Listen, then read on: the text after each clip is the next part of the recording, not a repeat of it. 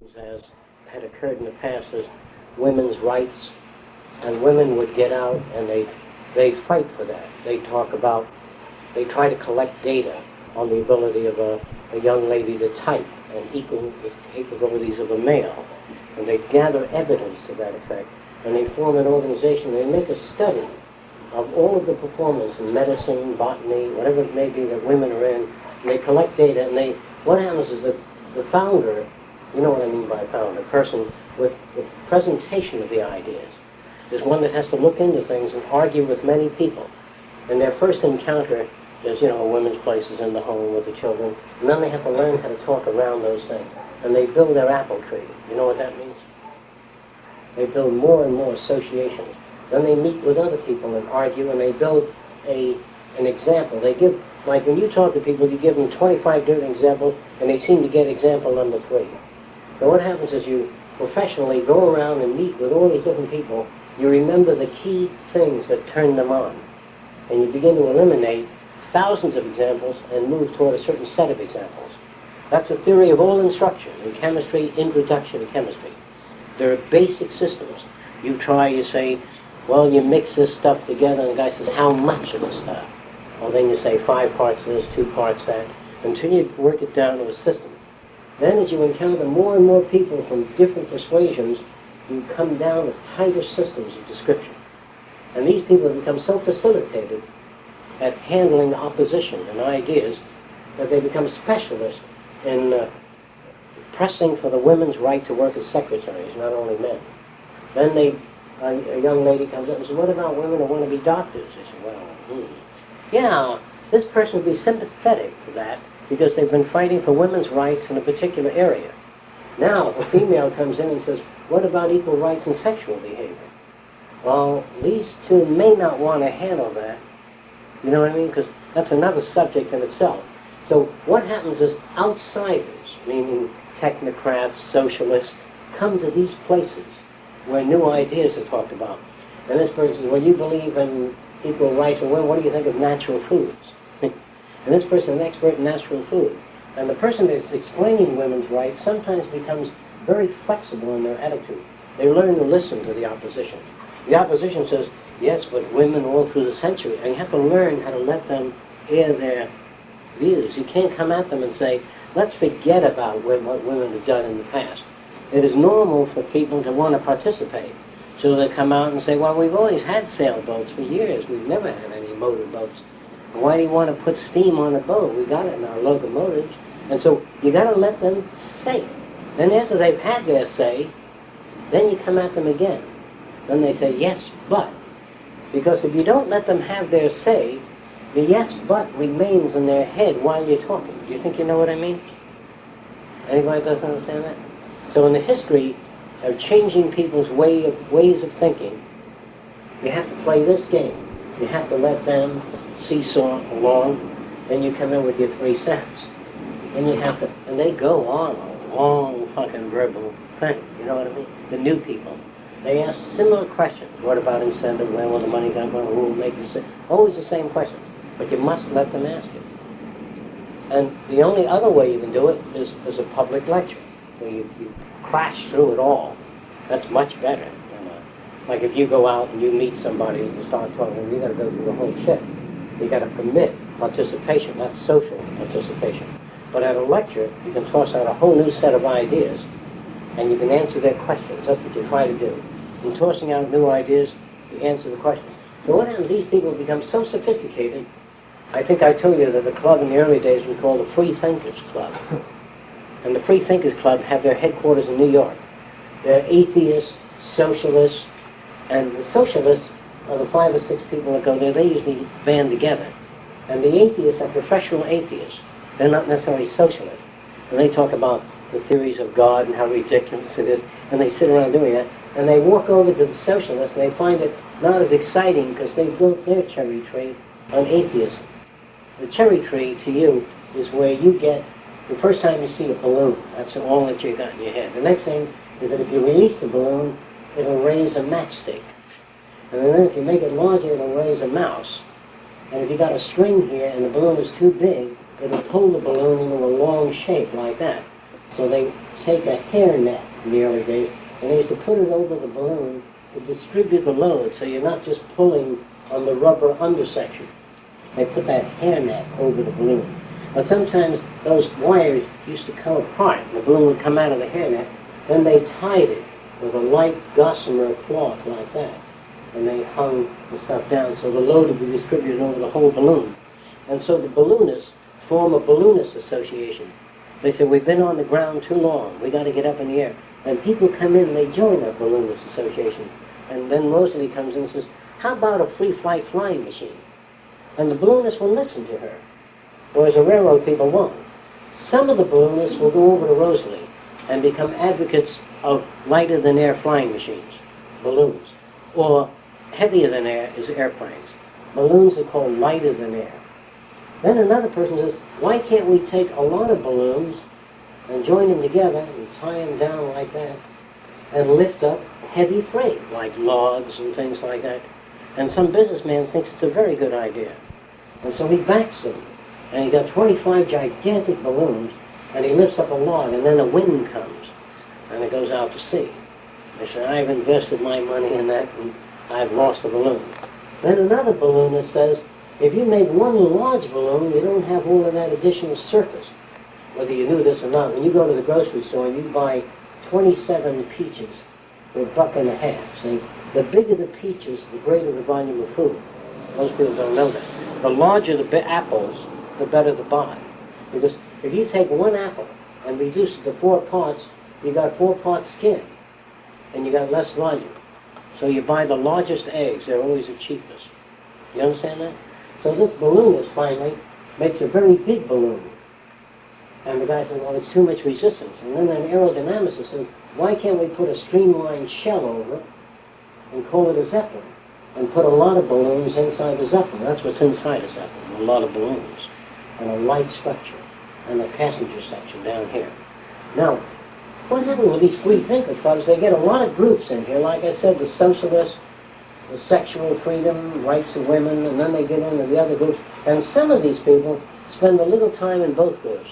They become the social, the multi-people. The people that say, the balloonists have a good idea, but the city planners also have a good idea. And the Pavlovians on conditioning people to fit in a new society. Because the architects come into the organization too, radical architects that want to put up new type triangular buildings or spherical buildings. They come in and they get poisoned by the psychologists because in order to explain their architecture, the psychologist will listen and say, what about the human aspect? And they will talk, and the architect will design a building and then he'll put flowers in there because the environmentalist likes flowers. And he gets impressed. And so the multi-people are the fewest. Do you understand why? Multi-people, for instance, science, equal rights, Negro studies, whatever the hell. They're very difficult because they're so sophisticated in their little bit of information in so many areas, they can't converse too much with the average person. Because all the average person wants to know, Rosalie, how did you make that chicken taste so good? And we want real simple stuff, a little salt, a little pepper, a little bit of oregano, and cook it for 20 minutes and boil it. And dump off the oil. Well, anyway, that's simple. Now, you got to understand why these groups fail. Now, here is a social group now of multi-people. The communists, in the early days, were advocating new social conduct. And so a guy came in and said, what will happen to the balloonists on the socialists? He was a balloonist. They want to know what their views were of balloonists.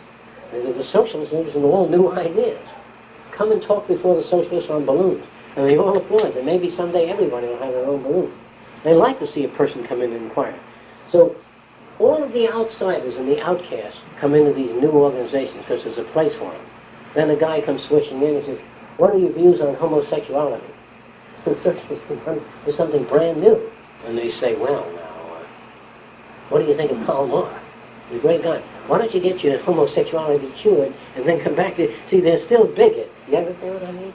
But they're not as bigots because they think that there is something wrong with a person. And so what happens is some of them become sympathetic and say, well, he's a very intelligent person. Oscar Wilde was a homosexual, see? And he was a brilliant man.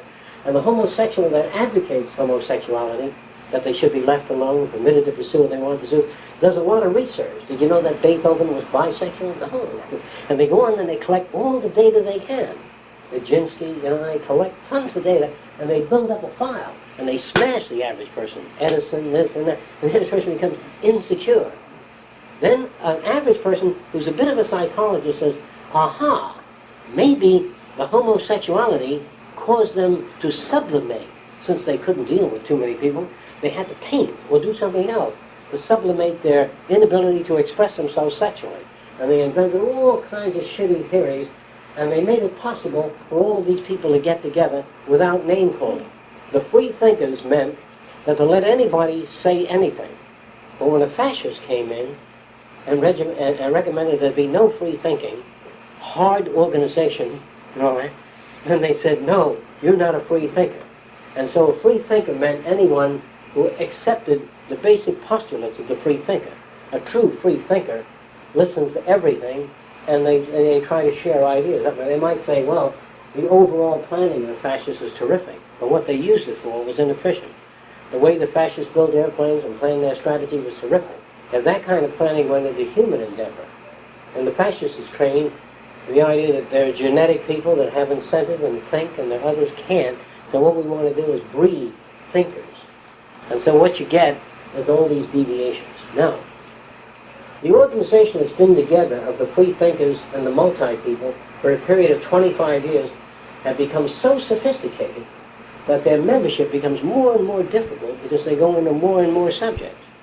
So their membership growth becomes less and less probable. You know what I mean? Because complexity increases.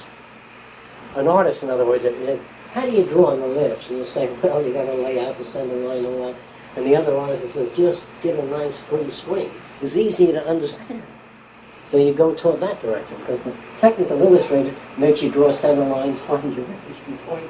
It's such a pain in the ass, it's much easier to stand back and plot around until you get it. It's more comfortable that way. It's easier on the nervous system. Because the nervous system, people like smooth flowing things that they can comprehend. All right. Now these people become so complex after a period of time, they grow older and they begin to die off, and they can't bring in new people because they're too complex now. So they go out screaming for a new social design after they're well educated. And somebody likes some of the ideas in it, and they form an organization called neo-technocracy. That just existed. And that technocracy believed that a woman's place was in the home, and that there's inborn geniuses and that, but you need city planning. That became more popular than technocracy. For anybody here that doesn't know why? Because it was easy to understand. They said, is there a place for the church? The technocrat says, yeah, nowhere. And the new people said, why, of course. This is not a technocratic order. This is neo-technocracy. So they had a church on every corner, every other corner, but they said this, that the church must be used during the week for tennis, ping pong, and social meetings, on Sunday for religious practice. And they said, that's reasonable. But you're not going to abolish the church. They said, no, why not put it to use every day of the week? Maybe even the community library and have community plays there. So that group won a very large following, and then another group formed, more toward the price system with some of these things. And that became much larger. You start out with women's lib. Men are chauvinistic pigs that all they do is think of sex and reach for butt and tit, and they get angry because the male has exploited them for so long, they come hard, and they form a small organization. And others say, well, I believe in the liberated woman, and yet they should play their role. That becomes a larger organization. So if you don't know why there's retroaction, going backward in any new idea, it's the backward move that starts the new growth. And as this organization becomes older, they become more like the original organization. Can anybody tell me why? The branch off. It starts a hard technocratic, soft technocratic. With the advent of time, the soft technocratic becomes hard technocratic. Can anybody tell me why? They get hard in their views again? Yeah, because they acquire more information. Yeah, okay. Do you know what I mean? As time goes on, they believe in planning of railways and flood control. They come to the same conclusion, because even the hard technocrat starts as a soft technocrat. Let me ask you something in regards to that.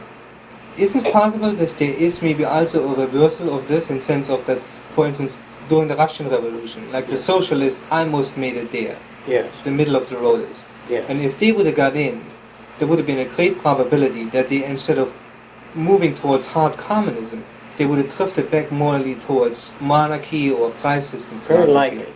Yeah. Because if you start with soft socialism, here's what that means. That if you own a farm, you can keep your farm if it's a certain size, if it doesn't get too big. So I let him have a small factory where he makes tennis rackets. He makes 30 tennis rackets a day. But if you make 8,000, that's nationalized. So that system, small business people like. And they found out, the communists found this out, when they started their collective farms, they built big, gigantic farms with houses like barracks for thousands of people. And in the morning, they blew the bugle, too. And they all came out and they picked their string beans. But they didn't like picking their string beans because Carl picked 30 baskets a day, and you only picked, Rosalie picked 4 a day. And Carl felt, well, she's a woman, what can you expect? But I only pick 4 a day. And he said, I'm doing all the work around here, why should I pick for you? And so these people began to fight each other. And so what they did is they gave Euripides Sneed his own little collective farm on a giant farm. They gave him 9 cows, 3 milking machines, and said, now, each one, they knew what each one was doing. Because Carl had a chart he had to fill out. I picked 40 bushels of string beans a day. And they said 40 bushels is what a man can pick, so you should be around 32 or so. And they began to let Carl operate the collective farms. That's what the Chinese do. They let each guy, they prod each guy as an individual to file out a gun. You know what I mean? This way, if you put a lot of people in a room with a lot of files and file gun, you may sit down and bullshit about marks and angles and you may not file out any guns. So they put them in a separate area where each one has a quota for the day. And they try all these things. But whenever you do a giant collective farm, they lose their incentive because there's no credits given if you pick more bushels. So then they worked it out in terms of incentive. They gave him a longer vacation. And when he had a bigger car, the scientists in Russia, I told some of you this, about 30 years ago, received $3,000 a month and no taxes. And they were given a free lab in the back of their home if they wanted them, because the state recognized the value of that. You understand what I mean? So that here they'd be working for the state on their own time. And the state would help them get these things. And then they gave them a big car to drive. So what they made was a bunch of small capitalists. I mean, up to a certain amount of money. They can't become a billionaire. And so the ideals of communism faced hard reality. They put these tremendous barracks here, and they had the men and women in the barracks right away after the revolution. And everybody was screwing everybody else. And they were arguing. God damn it, that's my girlfriend, you're going out with my girlfriend, and he started the trouble. And so then they went back. And they also found that when you put 50 or 100 people in the barracks, they screw each other, but in time they pair off. They seem to pair off to the closest people with parallel views. You see what I mean? It always starts that way. When you're put in a community, you go to dinner with Sam and John, and then you drift down to your own kind or similar values. And so then they went back to the family, because they found that they couldn't handle it the other way. They didn't know enough about how to change people. And so you always have the wild ideas, then it dies down, then more people, when I say dies down, softens up, and they get a bigger following. And you can go so soft that you're so much like capitalism, there's hardly any change. And that's what Sweden is, the middle way. It's really not the middle. It's more toward capitalism than socialism. Because here's what they do in Sweden. They got a lot of retired people. Everybody has medical care, and everybody has fairly decent housing, but your taxes are enormous. And the young people resent paying taxes that high to keep all the old folks. And goddamn, these old folks, we're paying so many taxes, and people are living longer. So in the early days, you had so many old folks and so many taxpayers. Now you got more old folks due to medical progress. So you find that a great portion of your savings are going toward non-productive people. And some countries feel that old folks ought to work with children, or they ought to do services that are within their means, so that they're not just a burden, especially on a scarcity society. All retired people live on your backs. You probably know that, don't you? I mean, if you retire with $100,000, all you have to do is call John to cut the lawn, and call Carl to install your electric. You don't have to do anything. If you've got a lot of money, people owe you service. Do you understand that? So people that retire in the price system and live on golf courses and all that require all the other people to work to support them. But in the ideal plan, you must first find out whether or not you got the resources to attain the social kind of thing you want. If you don't have a reason, if you've got 4,000 old folks and 700 young, productive people, you're going to find that socialism doesn't pay. Do you think you know what I mean? Like I said, if you had communism in China about 75 years ago, instead of a bag of rice a week, you'd get a bag and a half a week if you divided all the resources. It doesn't amount to anything. So socialism in America would amount to a great deal because of the installed technology. Okay. That goes for the arts too. There are theater arts. And in the arts, people went through patterns called drama, and they acted a certain way. Then there was a guy called Stanislavski. They had another theory of acting, another theory of behavior, kind of a casual arrangement. And the Shakespearean was very mechanical. He walked 5 steps forward, threw his cape around his shoulder, and faced the audience and spoke in a very loud voice. Then came the free school, where you walked and talked in a normal voice. Sometimes scratch your nose. He said, don't scratch your nose. Stand this way, you know. And so they became more natural. And the superficial people didn't like the new school of theater because they thought that the men had no character. They didn't throw their voice. They didn't cast out the unwanted. They just scram, you know. They had developed such a casual thing that it was more realistic. The socialists liked that because they thought it was better. They thought it was better to make people simply human, not so perfect. Simply human means that a man comes home and he finds that his daughter is pregnant and he weeps and he says, I brought you up and gave you the best years of my life and you come home pregnant. That's more like people think. But if you say, all right, we have a decision to make. Either he marries you or he gets shot. If you had a fascist interpretation of the pregnant daughter, or you have a liberal interpretation of the pregnant daughter, or you have the Spanish interpretation where you have people go out with young couples, shuffling. Because they believe that human nature will lead to the terrible things if you don't keep your eye on people. You know, how can you keep your eye on the back barn all the time? It's pretty difficult to do. So instead of watching in the barn, you order your daughter never to go into that barn with a guy, you see. So they try all kinds of different devices. And so you come up with an automobile like this. So let's say that Chrysler made a car called the Airflow, which they did. It wasn't this clean at all. But all cars look like that. And the public says, my God, is that an automobile or a bug? And so they didn't buy it. They bought, not this one, but they bought this one. Because most people are, technically speaking, gradualists. You can't have a television set with, if you look in National Geographic, the National Geographic has television sets that look like this. And they have curlicues on them, and they have Spanish woodwork underneath, you know, like that. Because most people that read the National Geographic are middle class and have old world middle class values. Rarely do you see a spherical television set hanging from the ceiling by a stainless steel gimbal on a hydraulic lift, you know, that tilts and faces the with 2 super slick speakers. Because the Geographic people won't read that. But you advertise that in Playboy or the Modern Women. You see, some magazine like that, knowing where to put your ads. Like if Socio-Cyberneering took a big ad in the Christian Bulletin, we get no response. And some people believe in the power of advertising, but they don't understand the power of tradition. And so, where you spend your money in advertising, you can't sell combs and brushes to bald-headed men. You can't sell it to the bald-headed weakling.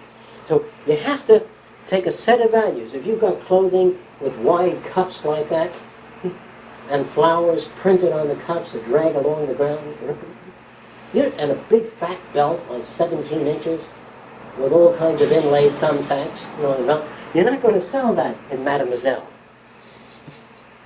See? So you have to know where to put it. Now, what can you sell in Mademoiselle? How far can you move a television set? Even if you had this television set, and even if the people that read the National Geographic said, you know, that's bold and daring, she said, what, in a hand-rubbed antique home? Most homes of the National Geographic are this type, you know, with an extended unit like that, and a couple of pine trees here, and a brick wall or a wooden white fence around the home, you know. It's very nice. If you can't hang that television set, where are you going to put a chrome chair with a swivel back when we Chippendale furniture? How are you going to sell a clock without any numbers on it, just 2 thin stainless steel hands? You know what I mean? Very simple in a Chippendale interior. So you got a lot of problems. Now, if Sweden begins to go modern, you can sell your clock in Sweden. And so you got to remember them. A magazine like the Whole Earth magazine, you can sell a buffalo shoe woven by Seminole Indians with a bead flower on it, or earth heels, you know, made of laminated pine, or whatever you want, in an Earth magazine. Okay? Now, you can't, in the photographic journal, sell a camera called a sphere, because a guy that's a camera bug already has camera-ness in his head. He has telephotos on here, he has a view box, he has a concept of a camera. And if you drop a square camera, it distorts. If you make a round camera, it doesn't. But in order to sell the square camera, Rosalie, you have to take an ad that looks like this, and then you got some shots taken with your camera. But if you got a round camera, or you got 5 lines of bullshit, this is your advertising layout copy. Then you got some bullshit here about how wonderful that camera is. Then you say, without Bosch alone, there's nothing, see? Now the new guy that makes the round camera, he's got to start. Have you ever dropped a camera? You've got to go through so much shit and so many pages of education for the camera. Now, people say, why can't you make a thing that's self-selling? In order to do that, let me show you something strange. Suppose we had socio-cyberneering going, and let's assume Fresco had the lead in the say-so of design. Might turn out a fan, see, just a little tiny tube with electron acceleration and neutralization of ozone before it gets out. The air is moved by electrostatic field, no fan blade. And you put that in all the drugstores. Well, guys, I don't want an electric fan, I want that fucking tube. Because even if you put on the tube, 10 times the value at half the cost without any dust blowing around, they still look at it, open their mouths, smile, but they don't buy it. A lot of you people think I may turn out a lot of things, so fucking far out we go broke. I did in the early days. I turned out a lot of things. There was just no market for it at all. Because I didn't know why. I didn't know why the public didn't buy it right away. Because they have to be educated to it. Does anybody doesn't understand that? That's the same for Pavlov, the same for psychology, the same for your concepts of reading semantics or many books like Jack London's books. You have to program people so they can come up to that set. So you have to do 10 times the work, John, as Call would have to do. If Call is a conservative, all he has to say is 14 words, and he has a lot of friends.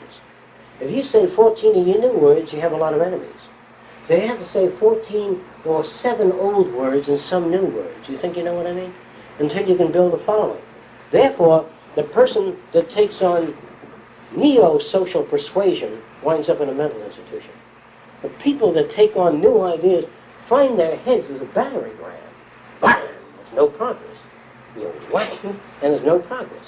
There's no progress because you've taken on too much. And so John might try to sell somebody on social ideas, then he'd try to take their church values and rot them away. Then he'd take their concept of law and order and saw them in half. And he's building nothing but enemies. Now, if John wanted to look at his watch and say, I'm going to take on these guys that work at the newspaper, and that's a 4-year project. He lights a cigar, and he goes real easy for 4 years.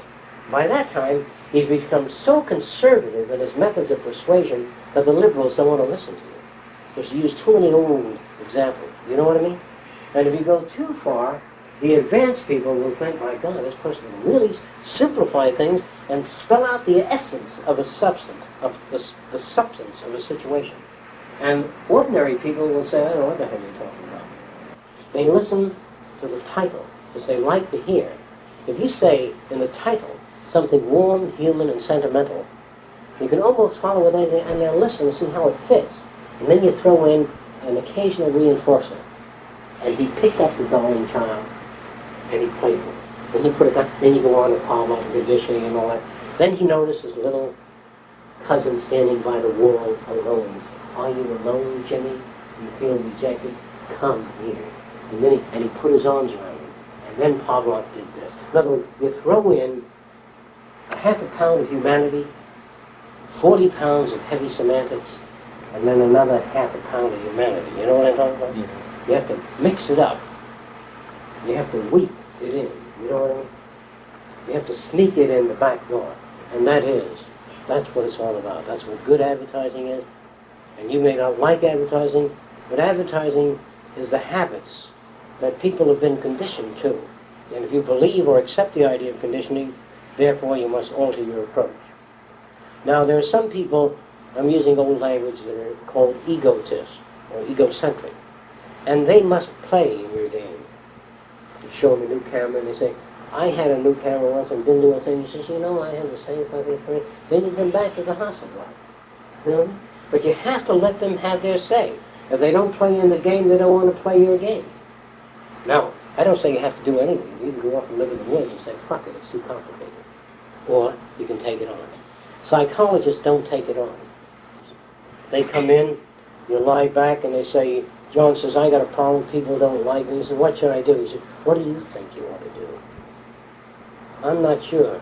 Well, give me some ideas of what you're thinking. And they let you go ahead and do it. And they think that that's good. And that doesn't pin them down to anything. They don't walk over and say, you don't get along, why don't you split? You know, they don't do that. They say, why don't you get along? Why do you think there's trouble? You say, well, could you be at fault sometimes? And that's so normal and so human that people like it. Now, suppose you had people holding hands. Suppose you did this. Which says, now let go. What good are you as a person? I play the violin well. I know a lot about botany. And so you give people a chance to talk about their self-worth. I'm using old language. And less holding on. So you go both ways, somewhere between the systems. Holding on and self-worth. You know what I mean? But don't come at it with, I'm talking about normal people, with the isolation development of each individual. And also along social lines together. So the mechanisms that you're dealing with, even the umbrella that I once talked about at sessions of an electrostatic rod, and when it rained, the rain was repelled. And if you walk down the street with just walking down the street with that knob is going to draw a lot of strange reactions. Also on a windy day, if you turn it toward the wind, you wouldn't get as much wind in your hair. It will be reflected. Now, people just seeing you walking down the street with that are going to work at you. Now, if he found shoes that made a very funny noise when he walked like that, but it was super, he can walk 40 miles with very little effort and no pain. They will not sit back and say, what is the nature of the shoe? They are not conditioned to that. They say, there comes the clod, the shuffler, or whatever. Now, in school, they used to tell children, lift your feet when you walk. Don't drag them. The closer to the ground your feet are, the more efficient to walk. When you lift your feet, you're going through surface motion. You keep it as near the ground as possible when you walk. This is very inefficient. Trotting horses are inefficient. The German one right now is all irrelevant beside the point. It uses a hell of a lot of energy, and you don't walk well. The idea is to walk with a minimum oscillation up and down.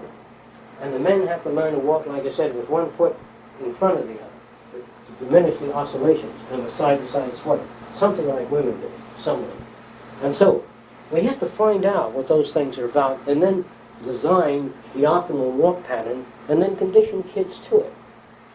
You think, you know what I mean, for long-distance walking? If you walk with your feet out like that, you know, you throw the weight on your arms, and your knees go up the side. We have to find out what all those things are. The best way to operate a human body. If you're going on a long-distance hike, what's the best way to climb a mountain? Head-on? Sideways? How do you go up a mountain? Well, you have to know the weight of the person. If you weighed 700 pounds, I suggest you take the long spiral road up. If you took this road, you'd only make this height and drop dead. If you took this road, you'd drop dead about here. So it depends on your weight and your age, what road you take up the mountain. That's why we can't have a handbook on how to live. We can have a handbook on what are your values, how old are you, what's your physical condition, and then design the program. That's why a book on diet is dangerous.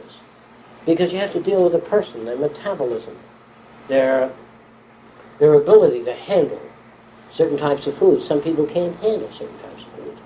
Like people are allergic to penicillin or other things. So imagine a society so complicated that they find that penicillin works and they start packaging it and they give everybody aspirins and it causes you to go blind. And medicine today is so broad in its treatment that they did in the early days have specialist endocrinologists that made a study of you and your own internal secretion. And they try to design programs and food for your own kind of metabolic principles and processes. Well, if you did that in the hospital today, you give a person a dosage of any medicine at all, and it seems to help them. Paul may need that. Victoria might need that. Hansen might need that. You can't dish out pharmaceuticals in given proportions, because if your metabolic rate, in other words, let's say that I take a certain chemical, here it is, because I've got severe headaches, and I take that chemical and I see an automobile accident can kill, my heart goes, and it's assimilated differently. But when you see an automobile accident, you say, gee, that's a terrible thing, you walk on. Your heart doesn't go. So the way you handle different chemicals depends on your excitatory levels, you see? So someday, the biochemist, the doctor, all these people are going to have to deal with people, let me use the old term, individually. And that would take a computer to dish out prescriptions in accordance with metabolic rate, habits of thought, states of depression, periods of elation. Find out a lot about the person, their weight, their present state. Let's say that Carl was a very happy man for 5 years until his family was burned in fire. When I give him the same shot, he comes to me and says, it's different now. He's depressed. He has a heavy solar crisis. You give him the same shot, he goes blind. So you have to not only work out different dosages, you have to be able to tab people. You put high-octane gas in a certain type of lawnmower, and you blow your fuse. In other words, there are things you can do for people, and there are changes in the people. And so that's why you need the computer approach to handle all those variables. And even this, which I look forward to, I really look forward to something like that. When a person comes in and faces that telecommunication system and says, yeah, but what about human nature? It goes right on. By the nature of the question, it knows what to say. Then Carl says, once a thief, always a thief, in a sense, is you're absolutely right. And it goes on from there, from that level of values. Instead of people coming to these sessions all at different levels of experience, I have to usually slant my bullshit to the lowest level. You know what I mean? The people that have less information. And so what happens is with this telecom system, it automatically, by the nature of your question. Now here's what happens. When two people come and sit in front of that telecom, here's what it does. It says, you can't change human nature. And besides, you've got too many foreigners in this country. The person says those two things, and that flips over to a computer, turns on the circuits that's relevant. But while Paulette is also in the room, she says, have we forgotten God? You know what I mean? So the set comes through with a cross between both systems and talks a little on both systems in the in-between direction. Where does the set get the information? By statistical studies on techniques in persuasion. You think you know what I'm talking about? But you can't have a common film. You can have a film called Introduction to Human Nature. Who are you playing it for? Georgia Hillbillies? Rednecks? Can you make a film called Introduction to Human Behavior for rednecks? I think so. Now, if I took that film I made for rednecks and showed it to the psychology department at the University of Miami, they said, oh, Christ, that's irrelevant. They don't know what they're talking about. Because you've got to design the thing for the people you're dealing with. Well, in essence, what I'm trying to say is instead of just reading a lot of books, you have to go through this process of evolution. You read your books and try to remember where the other person's at. And try, like I said before at other sessions, Carl read Introduction to he read a book called Behaviorism by John B. Watson. Then he picked up a book called Lectures on Conditioned Reflexes by Pavlov. And then he went on to other books by Loeb. Then he comes up to 15 books. Then when he meets somebody, he starts with the 15th book. I don't know what the hell he's talking about. Because you're so convinced you've been led up to the 15th book, which you first read Tyranny of Words, and then you picked up People in Quandaries, then you picked up Irving J. Lee, and then you picked up Science and Sanity, and you got Conditions, the 15th book. So we come at people with the 15th book many times. And so we have to remember to go back to the 3rd book. And sometimes you may have to go right back to the cave. You have to shove all your books in a closet as well when you talk to people. Depends on how far back you have to go. You have to come at that level. It seems funny and it seems strange, but it's true. You do that in kindergarten. You set up all the blocks and the bells and the shit they set up, because that's where they think the kids are at. And so I'm saying what you have to do is learn to lay off that system and stay within this system. And if a person asks a question on the 9th level, sometimes they do. They ask a question that's very sophisticated. Now, here's what you want to know. I knew a guy that was going to the University of Miami studying psychology, Rogerian. And he had a college professor that he admired greatly for whatever reasons, I don't know. But he was telling me something that this guy said he thought was absolutely brilliant. And he kept telling other people about it. Now, this is what he said. This is an exact report.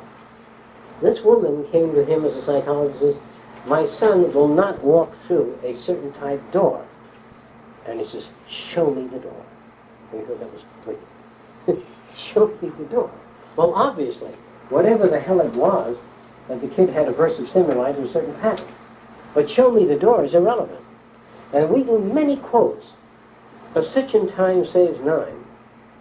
But the reason that a person doesn't stitch a small rip is because if they don't get to the gas station on time, they're going to close and they have no gasoline.